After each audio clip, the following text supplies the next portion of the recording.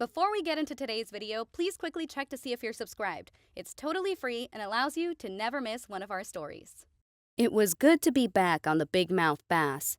After a bit of training on the base at Fort Lennart Wood and dealing with a few more interactions with the Yorpal elders, Freren was nearly frothing at the mouth to get back into space.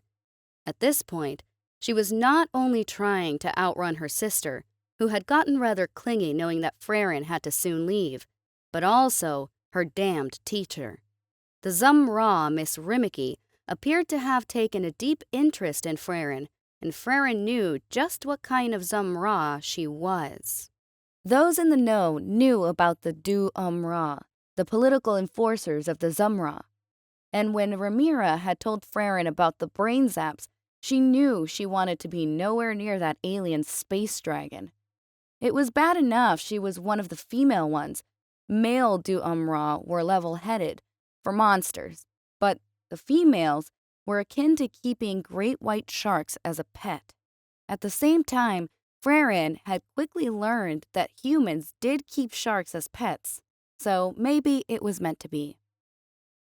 Freren had visited the warrior garden before they had taken off, the place of worship for those human warriors who fell under the eyes of Tyr. Many of the fallen crew and troopers had been freshly buried there, and she wanted to see them one last time. The burial formations had been a hard time for Freren, as well as the other Yorpals. Yorpal warrior burials were loud affairs with music and song, the last remnants of the ancient ways, but not here. It was deathly silent the entire time, the loudest noises being the clicks of heels on the ground, the groan of the burial baskets, and the wind cutting through the trees and grass around them. In the warrior garden, fallen troopers were buried below a plaque with the sapling of ash trees, creating sacred groves with the nourishment of their bodies.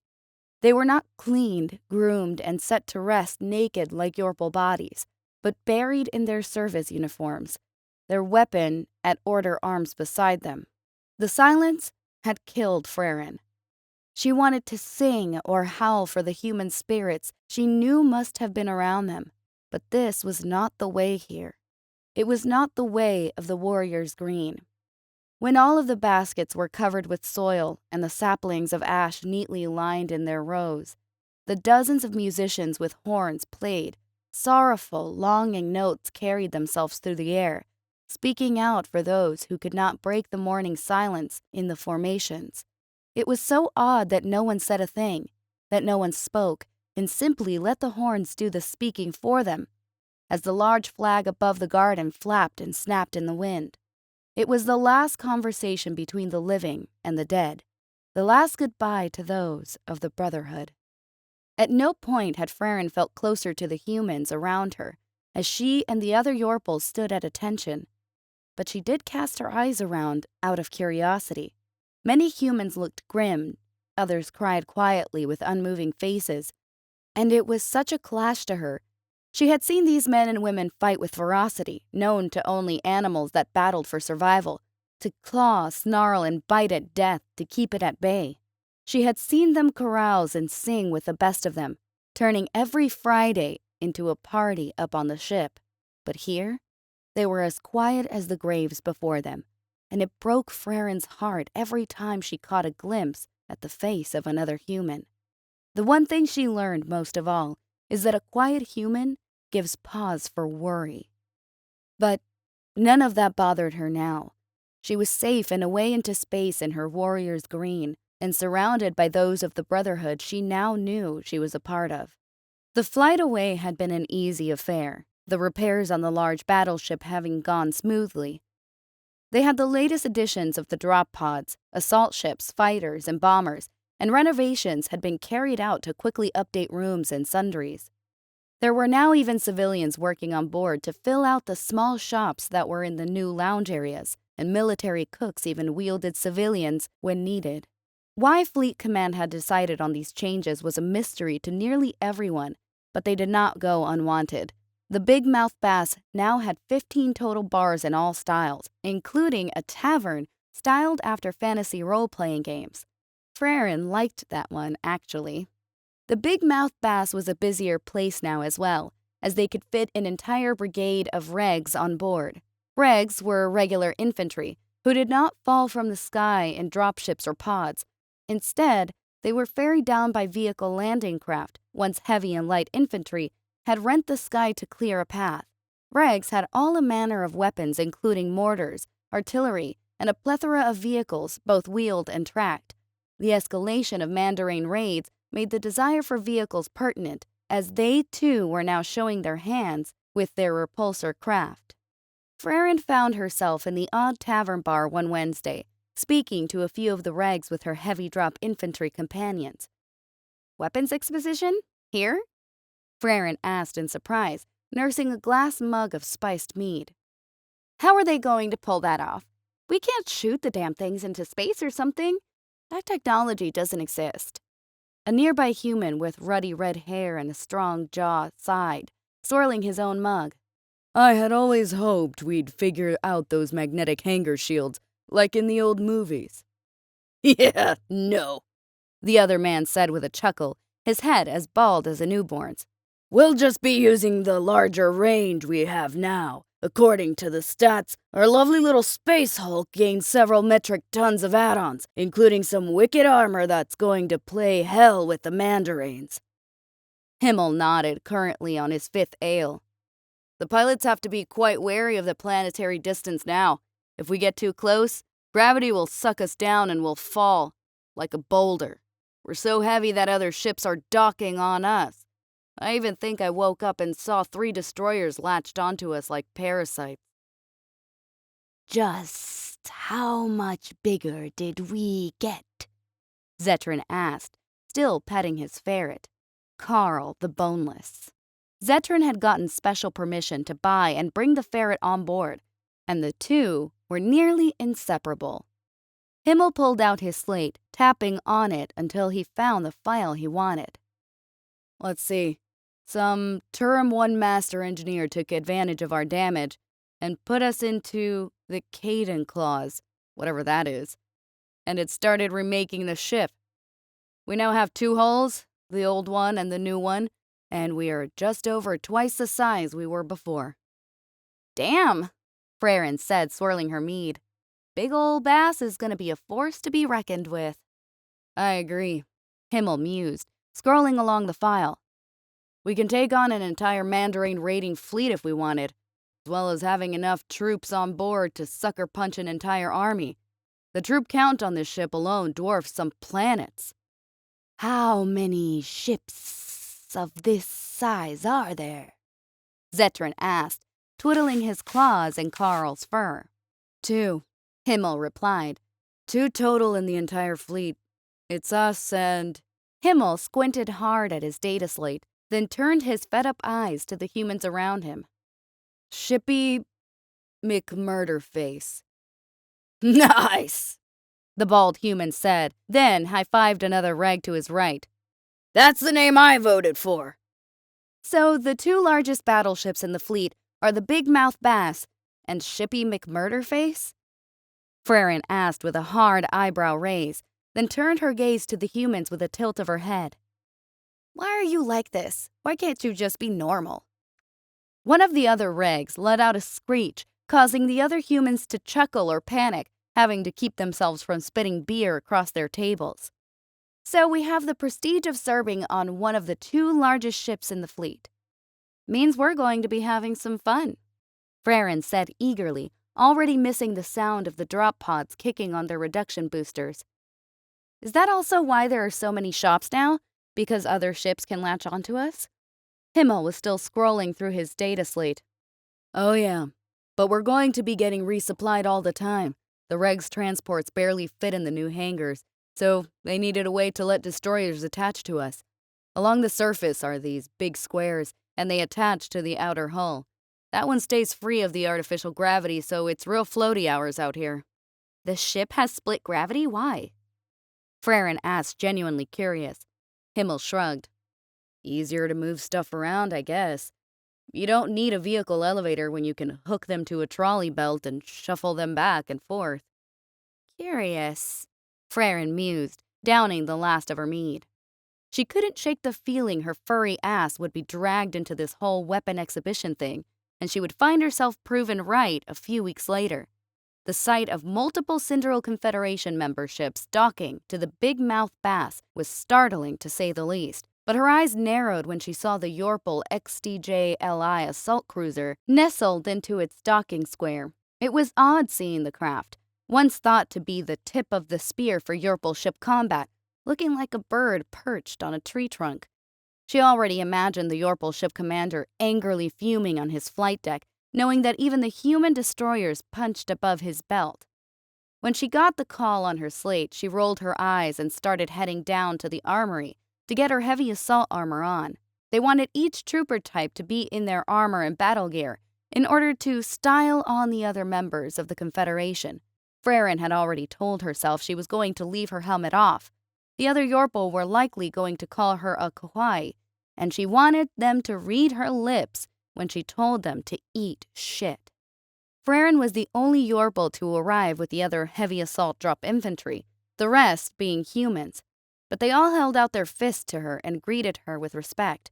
Freyrin had earned her stripes down on the battlefield with them, and as always, they treated her as they would a human. "Morning, Corporal," a female human named Clendahi said, her bright blue eyes and blonde hair shining brightly in the lights of the large range. "Ready to show the other doggies what a warrior looks like?" Freyrin snorted. They wouldn't know what a warrior looked like even if it pissed on their leg. The humans all chuckled. They liked Freyrin, more so than the other Yorpal, because of how quickly she was adhering to human ways. Freyrin spied the light infantry setting up a long table, and she gestured towards her group. "Let's go see what the featherweights and regs are up to." "Aye, Corporal," a large human named Blackburn said, his brown hair shorn close to the head. "I believe they brought quite a few relics with them." Freyrin raised an eyebrow at that, but noticed the regs pulling out some very large machine guns, some she had trained on during boot camp. Her type of infantry didn't use them, though. They were usually mounted on vehicles or garrison towers. "My gosh, they brought M2s up here?" Freyrin asked, as the regs slapped the large heavy machine gun on its tripod. "Aren't they afraid the rounds are going to punch through the walls?" Blackburn chuckled. "Nah, Corporal. The range can handle it. State of the art and able to handle 40mm cannon rounds, should the need arise." "Hi-ho, Yorpal!" one of the regs called out, raising a hand to Freyrin. Regs were an odd bunch. They lived to either hold locations on the ground or drive around in vehicles, hunting the enemy and their own armor. She had seen them training a few times, driving around in their wheeled or tracked war machines, but they were trained to take and hold planets, not smash down into the ground and kill everything around them as quickly as possible. Not that she minded. She quite liked her job. It was simple. Their armor was just slightly heavier than the light infantry. Light infantry mostly just wore a chest plate and leg guards, while the regs wore a chest plate, shoulder armor, and the leg guards. Though neither of them had the handy little motors or as thick armor as the heavies. There were thankfully some point and marwalks in the light infantry and regs, so a bit of banter was shared as all the weapons were unloaded and staged up. After an hour, the other races began to arrive. The Yorpal arrived first, a delegation of 20 with 6 weapons in tow. Freyrin mean-mugged them the entire time, and the other Yorpals wouldn't even risk looking at her due to the humans standing around her, daring them to say something to their corporal. They knew what a kawaii was, knew that their Yorpals hated being called that, and the story of Freyrin's visit with the elders did not stay secret for long. Next to arrive were 30 of the Point, hauling a long weapon with their own weapon examples. The Point were far more friendly than the Yorpal, and quickly began chatting up the humans as well as the other Point. The Marwalk and Carlaken arrived along with the Nimiki, though the latter brought no weapons. They merely wanted to observe, as well as seeing just what kind of weapons were keeping them safe. The 40 Opticans arrived along with the surprising addition of the Orgur, and both came oddly enough bearing weapons to test. The Avian Optican brought 2 new weapons just to see how they fared against the usual arsenals, knowing that while they were not soldiers, they could at least try to produce weapons to help out the non-human members of the Confederation. The 20 Orgur, well, they were an entire thing altogether. Somehow, some way, they accelerated their evolution as a species and were now no longer mere balls of slime that rode around in little suits. They now looked like people. Frerin, with eyes narrowed along with nearly everyone else in the range, saw that they actually looked a lot like humans. One could say identical to humans, if just in multiple colors of slime. The resemblance was so uncanny that it made Frerin's skin crawl. Despite being a solid mass of living slime, they had hair, faces, thumbs, fingers. Hell, they even had ears if just in shape. They evolved themselves to have eyes, complete with a small indent to show where the pupil was. They still wore a suit, but it was more to help keep them from sticking to things and to better communicate. A voice box on the neck of their suits translated their thoughts into words and was highly advanced, even able to replicate emotion and inflections. "Hello there!" A purple Orgur called out cheerily, waving their slightly transparent purple hand. "This ship is so big!" Frerin heard the female voice, saw that the Orgur had the correct shapes to be a female, and even walked like one. But she knew they were Orgur, for crying out loud.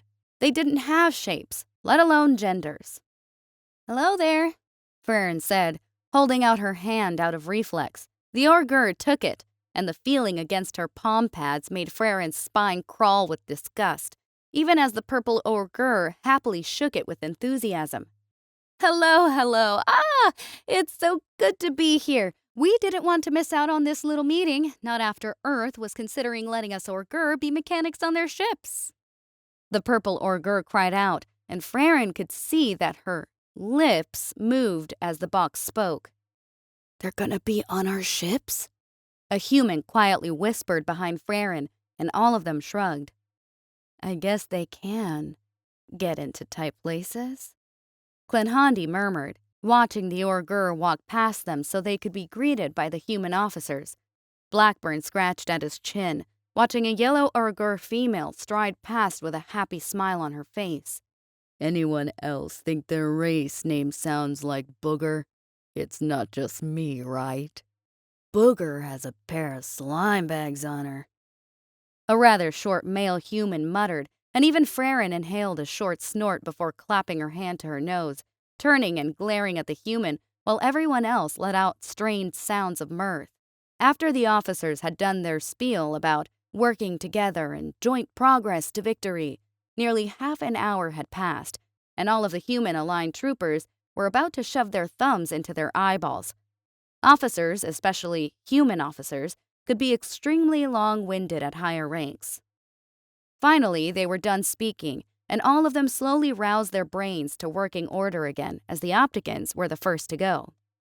"We are of bringing the Optican Test 3 pulse repeater," a grand-looking male Optican called out, pulling out the odd-looking rifle and gesturing to a nearby reg. "It is of mild recoil and of good performance over short ranges. It is of a short-range weapon, good against all targets." A nearby male reg rolled his eyes, then got up and took the rifle from the Optican. "Well, I will be of trying then, I guess." The Optican ran the human through the manual of arms, and after a few seconds the reg had it down pat. This repeater was a loud, thuddy pulse weapon that fired bright bolts of light, the recoil and report of the weapon surprising even the humans. The bolts of light were only a few inches long, but impacted the targets with scorched holes, burning through a few millimeters of steel at a time. By the time the reg had fired a small magazine of the weapon, he was dripping with sweat, the heat from the weapon's barrel unbearable. "Ah," the Optican said, smiling politely in apology. "We are of still having problems with the heat." "This thing is like shooting a lit barbecue," the reg said, wiping his face on his uniform sleeve as the entire weapon warbled the air around it with heat. "We'd be cooked alive in our armor." After that, the Optican brought out a pistol of the same make, and it was nearly as hot and loud as the rifle.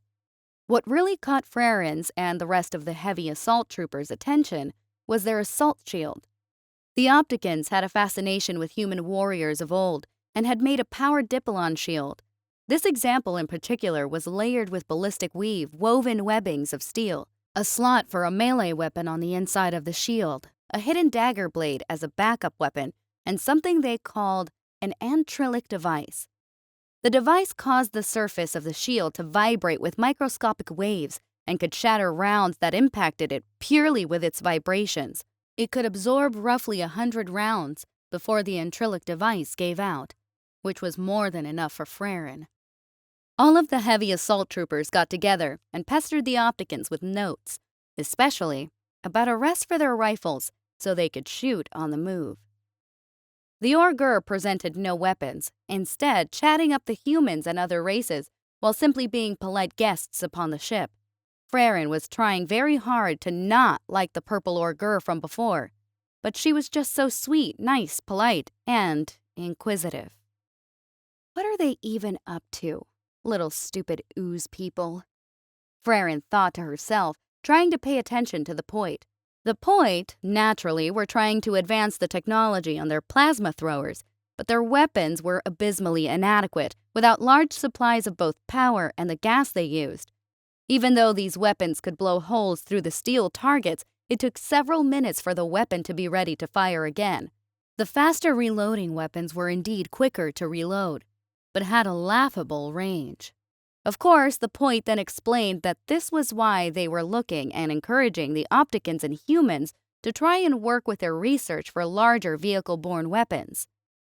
The Karlaken and Marwak instead showed off their newer melee weapons, knowing they had no chance in this particular display. The Marwak held aloft multiple weapons at once with their forearms, their carved metallic masks tilting back and forth as they explained what each one did.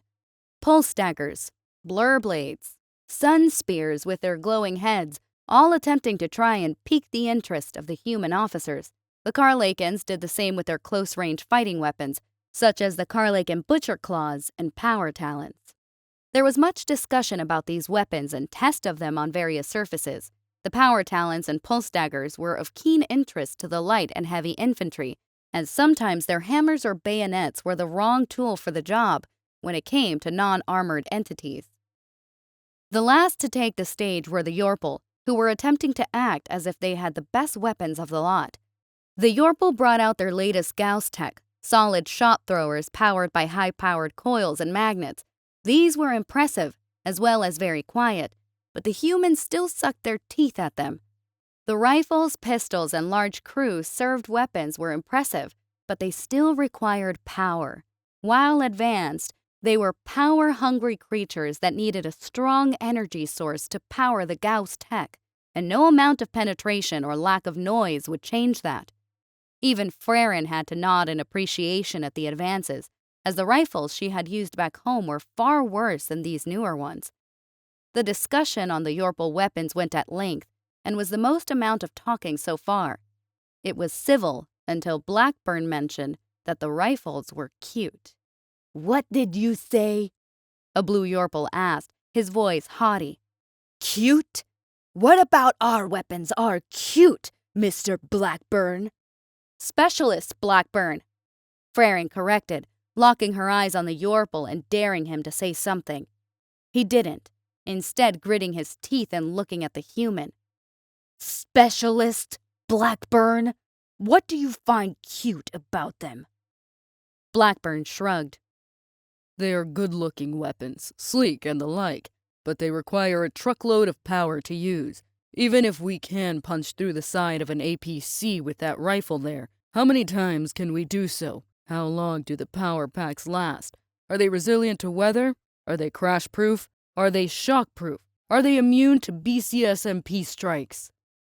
The Yorpals all pinned their ears. Blackburn had hit on every fucking issue they were aware of, and hated that he had done so quickly. While we were assisting the Yorpal and point garrison units, they remarked that their power packs lost their charge quickly and were slow to recharge. Freren said, making all the Yorpals look at her. She enjoyed how they had to slightly look up. There was also a lack of penetration on the rifles, as the rounds themselves could not break the sound barrier and get the speed required. The discussion continued for some time, but after they ran out of things to discuss, it was their turn to show off their stuff. The long tables were set before the range with their weapons placed atop, while others had been taken apart for display. Corporal Frerin, would you do the honors? Colonel Shakes asked, gesturing to the long table with the weapons as he turned to the gathered Yorpal, Poit, Karlikin, Marwok, Orgur, and Nimicky. While your weapons are impressive, and do not misunderstand me, they are impressive, there are still limitations to them. For instance, Corporal Frerin will now fire a preheated Opticon repeater. Frerin raised the rifle, already making her face hurt from the heat, and pulled the trigger. It fired 20 bursts of light, then shut off with a sharp click and spooling whiz from its safety measures. It overheats quickly and can no longer be used until it has fully cooled down, Colonel Shakes said, remembering what General Amber had told him to point out. Then there are the plasma casters of the Poit. Frerin went through the weapons one by one, throwing the shot down the range into the targets beyond the closer ones. Some of the shots did not even get close. They are short range, require power as well, and cannot reach out and touch a target at longer ranges. Colonel Shakes said politely. The same is for the Yorpal Gauss tech. Frerin felt the familiarity of the rifles as she picked it up and found it extremely lacking as she fired it, the rounds falling off at range due to their lack of speed. Short range, power hungry, and unable to provide sustaining fire, Colonel Shakes said, still maintaining a professional air. I understand this is what you all use, and you have shown contempt with our chemically propelled weapons, but I will show you why we have been using these weapons for thousands of years. Corporal Frerin, please use the M2, full burst on all target ranges.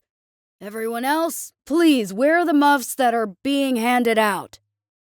Frerin smiled to herself, then turned her head, grinning to the other Yorpal behind her. They hated her, and frankly, she hated them, and she wanted them to see how stupid their weapons were.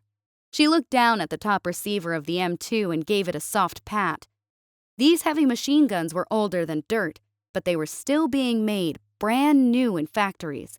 Yorpal tech was trashed and recycled after only a few years, and there were no old weapons. Humans kept their weapons forever, and she loved finding the old ones. This one was a prime example of an old workhorse getting a few new legs. Frerin ran her finger down the feed tray cover, knowing the odd human names. France, Germany, Italy, Korea, Vietnam, Iran, Iraq, Afghanistan, Falklands, Mexico, Brazil, Sudan, Chad, Tropomor II, Tropomor III, Istar Prime, Daramir's Demise, Port Lily, and... Frerin popped the cap off of a nearby marker and quietly wrote on the feed tray cover to keep the joke going. The Big Mouth Bass. Frerin smiled to herself triumphantly, honored to be wielding such an old machine of war, and loaded the belted 50 caliber ammunition into place. She slapped the feed tray cover down, pulled back on the handle with a crisp mechanical crick-crack, then promptly pressed her thumbs to the butterfly trigger, lacing the tracer rounds down range at the targets. The bone-rattling thump, thump, thump, thump chug of the weapon moved the fur on Frerin's face, and she couldn't help but smile brightly as she traced the weapon back and forth, while the Orgur stared wide-eyed at the weapon, clapping their hands in polite amazement. The Opticons and Yorpal stared on in horror, watching the rounds shred through the steel target like they were made of paper. The Poit were far more reserved in their fascination and were actually writing down notes on pads of paper. The M2 chugged to a stop when the last round was spent, and Frerin angled the barrel up cheekily, blowing the smoke from the end with a light puff of her cheeks. Good shooting, old girl, Frerin whispered to it, giving it a soft, appreciative pat. Colonel Shakes chuckled to himself as he could easily hear her over his muff's electronic sound grabbers. And this is our largest common heavy machine gun. Now Corporal Frerin will show you The XC-1MG. This one has a mounting arm that will connect directly with her suit. Frerin put the powered arm into place on her suit and whirred it to life, taking up nearly 60% of the weapon's weight and supporting it. Frerin made a show of stretching out, popping her back in her armor, and made all the humans titter with laughter while the other Yorpal fumed. She then yanked the weapon into place, pulled the open bolt back without bothering with her helmet's co-feed aiming display, and just started lacing rounds downrange. These XC-1MGs were based off an old Earth weapon called MG-3, which was further based off the MG-42. Some parts of the MG-3 and XC-1MGs were interchangeable, much to the amusement of most gun techs. The rate of fire on the XC-1MGs still matched its predecessors, spraying leaden hate downrange with a conical fireball bright enough that it made the civilians shade their eyes. It was weapons like this that made Frerin kinda miffed she wasn't a machine gunner, as they were always a hoot to fire. As Frerin continued blasting, Colonel Shakes motioned for a reg to move forward with a new barrel. As you may assume, this weapon does get quite hot, but we have a solution for that, allowing it to keep firing after only a couple seconds. Barrel change! The reg shouted into Frerin's earmuffs, and she let go of the trigger. The reg palmed up on the barrel release, pulled out the hot barrel with a gloved hand, then pushed the new barrel into place. Frerin slapped the change-out door shut, then started blasting again, littering the ground with a constant stream of belt links and spent brass. At this, everyone but the Yorpal and humans let out little oohs and ahs of awe, then politely clapped when the belt finally ran dry. These can fire at a rate of 500 rounds per minute, 800 rounds per minute, and 1,000 rounds per minute depending on where the switch is placed. We can sustain a rate of fire over 10,000 rounds before the receiver of the weapon has to be retired for cooling. Then there is the standard issue XC-1 Lancer rifle, and Corporal Frerin will fire it at max range with her helmet on. Colonel Shakes said, pointing down the range. She will place 20 rounds in quick succession onto that 200-yard target, one that many of your weapons had trouble reaching or doing damage to. Frerin slid on her helmet, and it buzzed to life in front of her eyes. Multiple messages were waiting for her, and she blinked them open as she loaded her own personal rifle that she had brought along. Look at those stupid bastards, one message said, and Frerin realized that all of the Yorpals on ship were watching the demonstration via cameras. I'm glad they're eating some of their own tail, thinking they're going to wow us with that bullshit, said another, attached with an emoji of a Yorpal sticking out their tongue. Frerin blinked open a live chat box that barely fit on the right-hand side of her helmet, and she nearly giggled at all the words. They can stick those Gauss rifles where their mother used to clean them, one message said, while another was mostly emojis of a Yorpal violently vomiting. Can you lot hear me? Frerin asked aloud into her helmet, and the messages all spammed a Yorpal emoji giving a thumbs up. Frerin nodded. How about we show these toe suckers what a real rifle can do? Words flew past the corner of her eye, and they were all certainly not in favor of the other Yorpals behind her. Warhound pride, one sentence said in all caps, and the sentiment began to flood the chat box. Warhounds. Fangs of the warhounds. Show them our bite. Warhounds and thunder. Wait a minute. Does that Orgor have breasts? Someone tell Blackburn to turn his head. Frerin snorted and blinked the window closed, then brought her rifle up to her eye. With 1-second pulls of the trigger, she drilled the heads of the steel targets with ease, then began speeding up her trigger pulls to half-second, then quarter-second pulls. Ah, fuck it, just send it, came a message from Colonel Shakes, sent to her helmet from his data slate. Empty every mag. Frerin's teeth gleamed from inside her helmet as she quickly ran through her entire combat load, flicking empty magazines away and slamming fresh ones home with practiced ease. By the time she was done, she had gone through all 10 magazines on her person, and she pulled off her helmet with a flourish. Iron and steel! Frerin called out to the humans behind her, and she smiled evilly at the obviously enraged Yorpals as the humans all whooped and cheered at her. To her amusement, the rest of the members of the Confederation also looked impressed, nodding to her respectively while politely clapping. As my technicians have told me, and from what you could all see, she did not miss a single target, and hit all targets up to 400 yards away. Colonel Shake said with a proud smile, gesturing to both Frerin and the range. All with a simple change of a magazine. No batteries, no need for power, just brass, powder, and lead. A bright gold augur stood, and he clapped his hands a few times as well, before nodding to Colonel Shakes. This is most impressive, and far better than anything I think we could ever do. Are you willing to sell these weapons? I find myself of agreeing, said the Optican leader, running a finger down the top of his beak. They may be of excellent backup weapons of a last resort in case of power fluxes. All of the other races nodded and murmured in agreement, except for the Yorple, of course. While impressive, the Yorple leader said, fighting to not pin his ears back, I believe we can still do better. We just need a little more time. Colonel Shakes bowed forward politely. Of course, I believe a race of arms does nothing but benefit all those involved. Now, these are just our small arms. If you would like to see our larger vehicles, we have a few on their way here now. We also don't mind showing you around our ship's batteries. You may find the C-beams quite a treat. Frerin let out a happy sigh as she stuck her weapon back to her armor, then stuck out her tongue in a toothy grin when she turned to look at the other humans. All of them whistled and laughed, clapping their hands at Frerin as she rejoined them, and she knew she wanted to be nowhere else but here. Afterwards, once the other members of the Confederation were shuffled away to look at the tanks and armored personnel carriers, all the Yorples on board pulled Frerin into the tavern bar and had a small celebration of arms and brotherhood. Dozens of pizzas were laid out on the tables, and the warhounds of Third Company partied like they were humans, in defiance to their fellow Yorples, who would label them as Kahuai.